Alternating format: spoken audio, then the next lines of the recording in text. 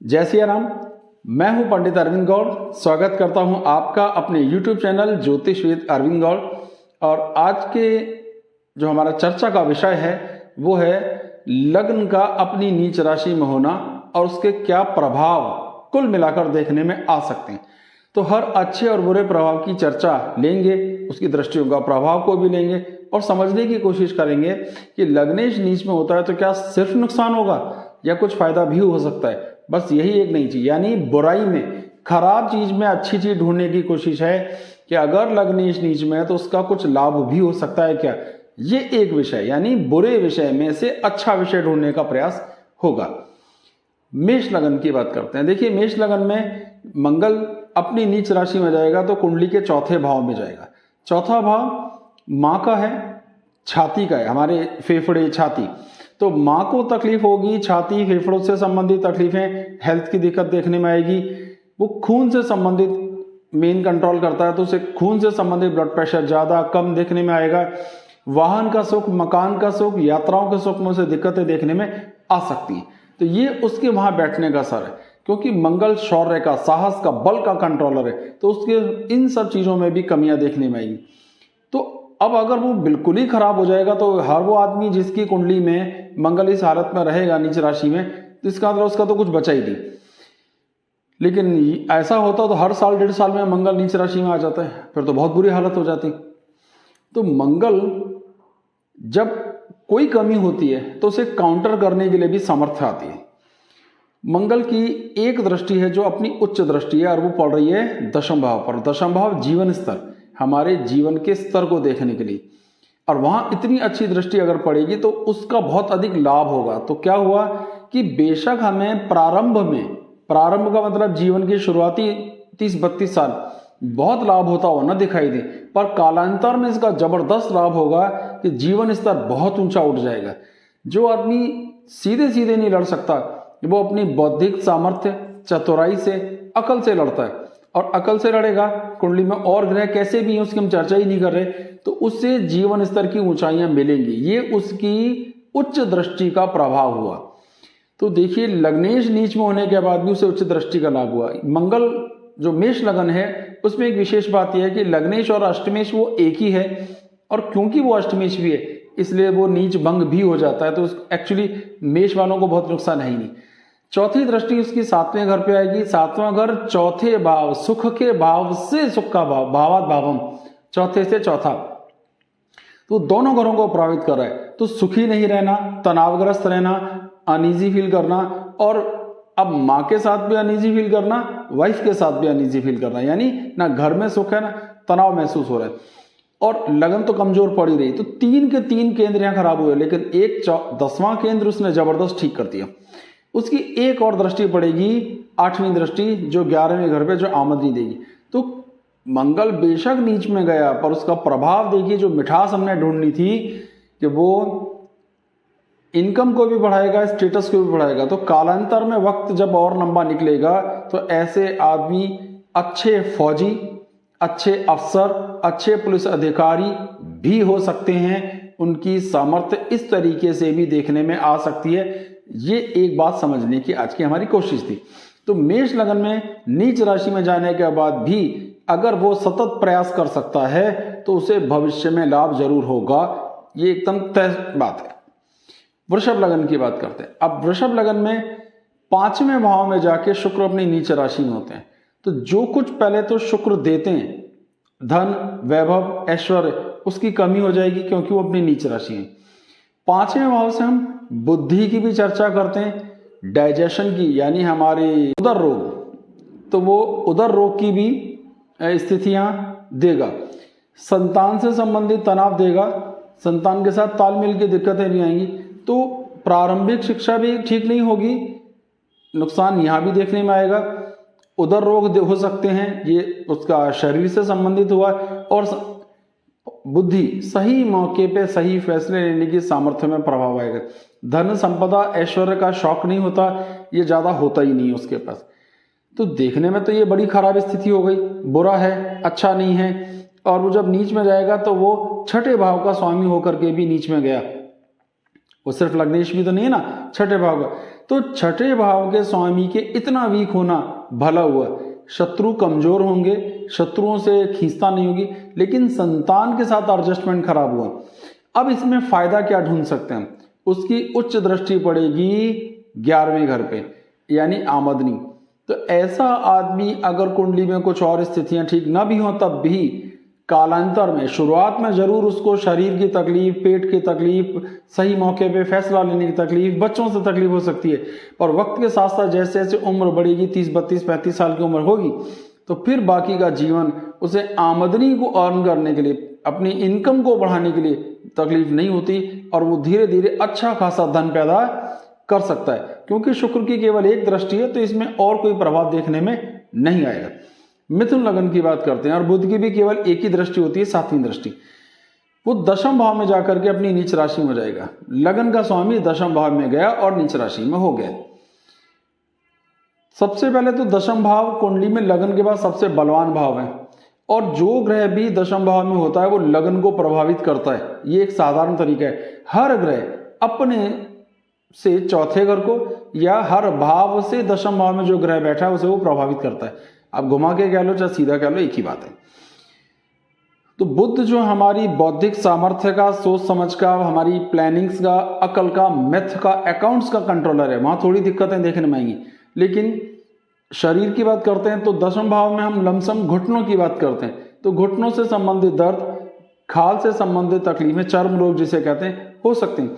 लेकिन उसका जबरदस्त लाभ ये होगा कि वो अपनी बुद्धि से तर्क के बजाय कुतर्क में ज्यादा जाएगा, ये नुकसान। और उसका फायदा ये होगा कि जो आदमी सीधे सीधे बोलता है, सीधी पढ़ाई करता है, वो उतनी मेहनत नहीं करता, लेकिन जो बहस के साथ करता है, जुनून के साथ करता है, हासिल कर लेने के जुनून के साथ करता है, वो ज्यादा पढ़ता है। तो निश्चित रूप से ऐसे लोगों की उच्च शिक्षा बहुत अच्छी होती है। उनकी सोच समझ, प्लानिंग, किसी भी मुद्दे पर अपने विचार रखने की ताकत बहुत जबरदस्त होती है। तो ये गुण उन्हें कैसे मिला? क्योंकि उसकी उच्च दृष्टि चौथे भाव पर, उनकी माँ के साथ तालमेल बड़े अच्छे होते हैं, मकान का सुख, वाहन का सुख बहुत अच्छा होता है। तो इतना लाभ उसे जो मिल रहा है वो इसलिए क्योंकि वो बुध नीच में था, पर अपनी उच्च दृष्टि चौथे भाव में डाली, तो उसे सुखों की, हर वो सुख जो मोटे तौर पर मन से फील किया जा सकता है, मिलता है। केवल ये देखिए एक तरह तकलीफ होती है कि उसे बिना मतलब बहस करने की और जिद की। लेकिन जो आदमी बहुत बहस करेगा उसको नॉलेज भी तो बहुत होती है, अच्छे बॉस बनते हैं, अच्छा कंट्रोल करते हैं, आमतौर पर जैसे एमबीए करते हैं, इस तरीके की जो पोस्ट होती हैं जहां पे उन्हें और स्टाफ को संभालना है, ये बड़े अच्छे पोस्ट यहाँ पे जा सकती है। तो ये मिथुन लगवाने वालों में अगर उनका लगन का स्वामी नीच राशि में, तो शुरुआत में जरूर दिक्कतें आएंगी, पढ़ाई की, लिखाई की, सोच की, समझ की, या सही मौके पे फैसला लेने की, पर कालांतर में इसका आपको लाभ ही होगा। कर्क लगन की बात करते हैं। कर्क लगन के स्वामी जो है चंद्र, और चंद्र वृश्चिक राशि में नीच के होंगे 5वें भाव में। 5वां भाव फिर हमारी सोच समझ, प्लानिंग, बुद्धि, संतान और डाइजेशन से संबंधित है, उदर से संबंधित है। यहां तकलीफें जरूर आएंगी। चंद्र मन का स्वामी है, भावनाओं का स्वामी है, कल्पना का स्वामी है, मन से प्रसन्न, मन से दुखी वाला स्वामी है, सब समझ में आता है। लेकिन ये जो नुकसान है ये तो होंगे ही, ये नहीं रोके जा सकते। लेकिन उसका एक जबरदस्त फायदा क्या है कि उसकी उच्च दृष्टि पड़ रही है आमदनी के घर पे, 11वां घर। तो उसकी आय के स्रोत बढ़ेंगे ही बढ़ेंगे। यानी जो डरेगा, परेशान होगा, जिसे भय लगता होगा, तो उस भय से बचने का प्रयास भी तो करेगा। और भय से बचने का सबसे अच्छा प्रयास ये है, मन के डर को दूर करने का प्रयास है कि हम अपनी सामर्थ्य को इंप्रूव करें। तो ऐसा आदमी और तैयारी करता है और तैयारी करता है, और वो आमतौर पर आमदनी के सोर्सेज को अच्छा खासा डेवलप करता है। कुंडली में अगर कुछ और अच्छे ग्रह भी हुए तो स्थितियां और भी अधिक अच्छी हो जाती। लेकिन यहाँ चंद्र की केवल एक ही दृष्टि है, अपनी उच्च दृष्टि से 11वें घर को देखेगा और वहां से उसे लाभ होगा। और अपने बड़े भाई के साथ उसके तालमेल बहुत अच्छे रहते हैं, जिनके साथ तालमेल रहता है। तो थोड़ी बहुत जो तकलीफ आई उसे अपनी हेल्थ की आई, डाइजेशन की आई, संतान के साथ थोड़ी दिक्कतें देखने में आई, और मन थोड़ा सा बुझा सा रहना या मन डरा डरा सा रहना हो सकता है। लेकिन आमदनी के दृष्टिकोण से ये बहुत अच्छी स्थिति होती है। सिंह लगन की बात करते हैं। यहाँ लगन का स्वामी 3रे भाव में जाकर अपनी नीच राशि में हो सकता है, और तो कोई जगह ही नहीं, केवल एक दृष्टि, 7वीं दृष्टि से। अब देखिए 3रा भाव जो है वो अष्टम से अष्टम है, कुछ हद तक खराब घर है। लेकिन तीसरे भाव में हम देखते हैं हमारी सामर्थ्य, हमारी काम करने की ताकत, हमारी मेहनत। तो लगन के स्वामी का तीसरे घर में जाना बहुत खराब स्थिति नहीं है। एक सूर्य देता है हमारा आत्मबल, हमारी सामर्थ्य, हमारी ताकत, हमारा पिता से सुख, हमें राजा से हमारा सुख, राज्य सरकार से सुख। ये सारी स्थितियां कमजोर हो गई क्योंकि सूर्य नीच राशि में, पर उसकी उच्च दृष्टि पड़ रही है पिता के घर पर ही। अब ये कैसे संभव है कि पिता से सुख भी मिल जाए और पिता से दुख भी मिल जाए? तो उसे पिता का आशीर्वाद, पिता का सुख, पिता से एडजस्टमेंट शुरू में नहीं मिलता, लेकिन बाद में धीरे धीरे मिलता है। वो अपनी मेहनत से, अपनी अधिक प्रयास से, अपने भाइयों के साथ की हुई मेहनत से वो रिजल्ट निकालता है कि अपना भाग्य को डेवलप करता है और उसका भाग्य उसे लाभ देता है। नौवां घर पंचम भाव से पंचम में, यानी उसे कालांतर में बड़ी योग्य और काबिल संतान की प्राप्ति भी होती है जो उसे बहुत सुख देती है। तो धर्म का सुख प्राप्त हुआ, भाग्य का सुख प्राप्त हुआ, संतान का सुख प्राप्त हुआ, उसे ये धीरे धीरे मिलते हैं। प्रारंभ में तकलीफ में रहता है, पर वक्त के साथ साथ वो अपने आप को डेवलप करना सीख जाता है। तो सिंह लगन में अगर लग्नेश नीच राशि में होगा तो समय के साथ आपको उसके कुछ अच्छे परिणाम ही देखने में आएंगे। अब बात करते हैं कन्या लगन की। कन्या लगन में बुध 7वें घर में जाके नीच राशि में होंगे। सप्तम भाव कुंडली का जो है वो वैवाहिक जीवन, सुख, संपदा, इसको देखने का है। और बुध हमारे मैथ का, गणित का, अकाउंट्स का, बोलने का, भाषा का और चर्म का है। कहीं ना कहीं थोड़ी तकलीफ, जननेंद्रियों को कुछ तकलीफ हो सकती है, खाल की कुछ तकलीफ हो सकती है, ये चीजें देखने में आ सकती हैं। इसके अलावा एडजस्टमेंट की भी कुछ दिक्कतें आएंगी, बस मैं इशारे में कह देता हूं, उसको समझ लीजिए। तो अब ये दिक्कतें तो अपनी जगह हैं, लेकिन लगन पर ही उच्च दृष्टि पड़ रही है। तो इसका अर्थ ये हुआ कि सब कुछ नुकसान नहीं हो जाएगा, उसको जिस भाव में बैठा उस भाव से संबंधित तनाव तो आ सकते हैं, लेकिन लगन पर अपनी उच्च दृष्टि का अर्थ ये निकला कि समाज में उसकी प्रतिष्ठा और मान बहुत अच्छा रहेगा, यानी इतनी खराब स्थिति नहीं हो सकती। उसकी बोली, भाषा, और एक जनरल रूल ये है, लगन का स्वामी लगन को देखे तो ये तो राज्य हो गए। तो यहां पर वो तो अपनी उच्च दृष्टि से देख रहा है, तो जबरदस्त लाभ होता है। ऐसे लोग अकाउंट्स में, मैथ में या सीए जैसे बड़े बड़े कोर्सेज या इससे मिलते जुलते और भी कोर्सेज को करते हैं और बहुत कामयाब होते हैं। लेकिन उनका वैवाहिक जीवन में तनाव होता है, वो अपनी जगह एक अलग चीज है। लेकिन कालांतर में बेशक इस खराब स्थिति में भी वक्त के साथ साथ जब कमाने आते हैं, बड़े हो जाते हैं, तो इसका बहुत लाभ होता है। अपनी भाषा बोलने की कला से जबरदस्त प्रभाव छोड़ने की उनमें सामर्थ्य होती है। अब तुला लगन की बात करते हैं। तुला लगन के साथ एक प्लस पॉइंट ये होता है कि जो लगन का स्वामी है वही अष्टम का स्वामी है। जब लग्नेश अष्टमेश एक साथ एक जैसा होता है, ये केवल 2 लग्नों में संभव है, मेष और तुला में, और कहीं संभव नहीं, तो वो नीच भंग ही होता है, मतलब वो नीच होता ही नहीं है। एक ऐसा भी तरीका मान लीजिए, वो 12वें घर में जाके होगा। साधारण शब्दों में भी लगन का स्वामी 12वें घर जाए तो कमजोर हो जाता है, और वो 12वें घर में जाके नीच का हो गया और अधिक कमजोर होगा और नीच भंग हो गया। अब यहां नीच भंग हो गया जो मैं आपको बता चुका, तो ये स्थिति हद से ज्यादा अच्छी हो गई। ये सुनने में खराब लग रही है, लेकिन ये खराब नहीं है, ये टेक्निकली बड़ी अच्छी स्थिति है।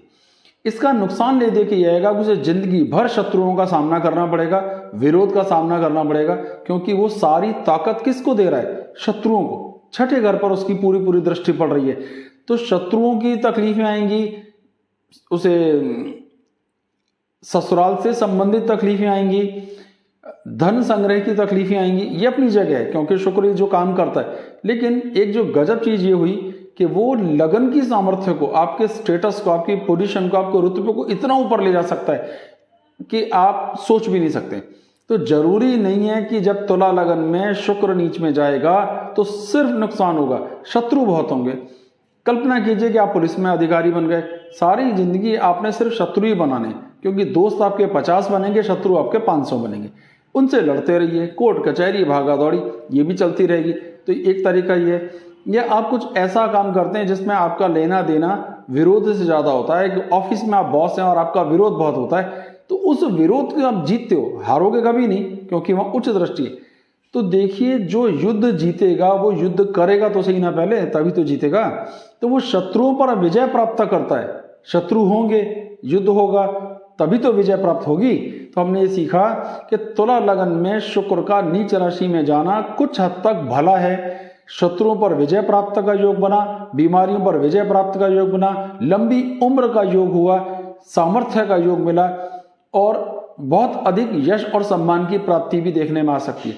जो शुक्र के अपने रौने वैवाहिक जीवन वाले, खर्चों वाले, वो अपनी जगह रहेंगे, वो ठीक नहीं हो सकते, वो समस्याएं अपनी जगह रहेंगी। वृश्चिक लगन की बात करते हैं। लगन का स्वामी 9वें घर में जाके अपनी नीच राशि में चला जाएगा। 9वें घर में गया यानी एक और तरीके से देखो तो लगन का स्वामी त्रिकोण में गया। अपने आप में बहुत बुरी स्थिति नहीं है, ठीक है, लेकिन इसका एक लाभ ये हुआ, नुकसान होगा। जो लगन का नुकसान है वो तय है, सामर्थ्य का, ओज का, बल का, लड़ सकने की ताकत सब घट गई निश्चित रूप से। लेकिन हमारा मुद्दा ये नहीं है कि उसको कोई नुकसान नहीं होता, हमें कहाँ लाभ ढूंढना है उसमें से, या क्या लाभ मिलता है। मंगल की एक दृष्टि 12वें घर पे जाएगी, ये हमारे खर्चों को प्रभावित करेगी, ये भी नुकसान है। लेकिन उसकी एक दृष्टि आएगी हमारे तीसरे घर पर। जबरदस्त मेहनती होता है ऐसा आदमी, अपने प्रयासों से अपने भाइयों के साथ तालमेल करके वो उस लेवल तक को मेंटेन कर लेता है जो उसने कभी सोचा भी ना हो। यानी उसको जबरदस्त लाभ प्राप्त होता है, भाइयों का सहयोग मिलता है, मेहनत का फायदा होता है। वो काम ही ऐसा ढूंढेगा जिसमें ज्यादा शारीरिक बल इस्तेमाल ना करना पड़े, केवल दिमाग से काम चलता। उसे सुखों की प्राप्ति, मकान का सुख, वाहन का सुख की प्राप्ति भी वक्त के साथ साथ हो जाती है। कालांतर में कुल मिलाकर उसका फायदा है, नुकसान ज्यादा है, पर फिर भी उसे भाइयों से सहयोग प्राप्त होकर के अपने जीवन को सुचारू रूप से चलाने का मौका मिलता है। खर्चा भी बहुत होता है, तो यहाँ बहुत लाभ नहीं हो रहा है, फिर भी एक अवसर उसे जरूर मिलता है भाइयों के साथ तालमेल करके अपनी कामयाबी को बनाए रखने का, अपने जीवन को आराम से चलाने का। तो ये एक चीज समझने की थी। तो यहाँ बहुत लाभ नहीं हो रहा है, लेकिन फिर भी हो रहा है। ओके, अब बात करते हैं धनु लगन की। अब धनु लगन की स्थिति क्या है? लगन के स्वामी गुरु अपनी नीच राशि में जाएंगे तो दूसरे भाव में जाएंगे, और गुरु की 3 दृष्टियां हैं, 5वीं, 7वीं और 9वीं। तो गुरु या नीच राशि में चले गए। दूसरा घर होता है बोली का, भाषा का, व्यवहार का, और गुरु ज्ञान के स्वामी, आंखों का भी होता है।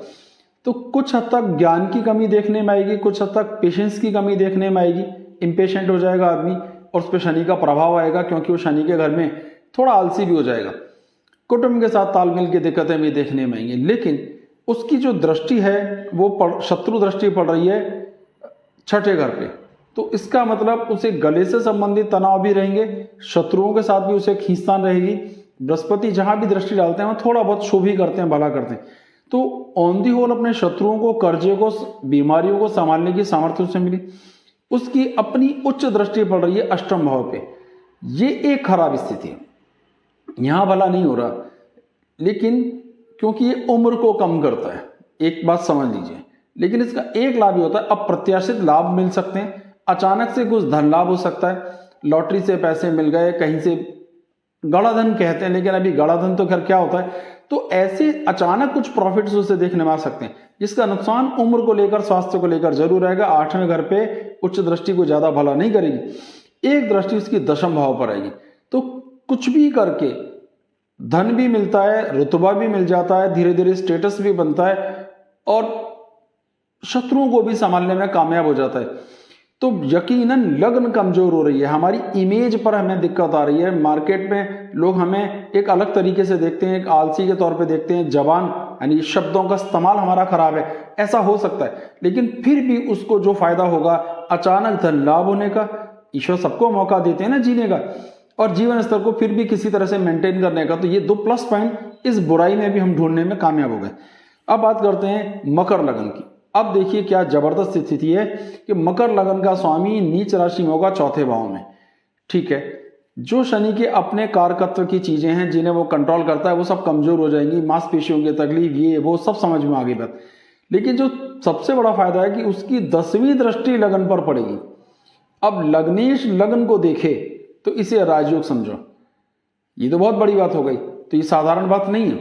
अब बेशक वो नीच में होने से उसने जो कम करा, लगन पर पूर्ण दृष्टि अपनी डालने से वो बल उसने दिया। तो यहाँ बहुत खराब स्थिति नहीं है, बेशक वो अपना नीच राशि में, तब भी स्थितियां खराब नहीं है। तीसरी दृष्टि शत्रु भाव पर डाल रहा है, शत्रुओं को भी कंट्रोल कर लेगा। अपनी उच्च दृष्टि उसकी आ रही है दशम भाव पर अपना जीवन स्तर पोजीशन को जबरदस्त ऊंचा उठा लेगा, और लगन को देख रहा है तो अपने व्यक्तित्व को भी उठाएगा।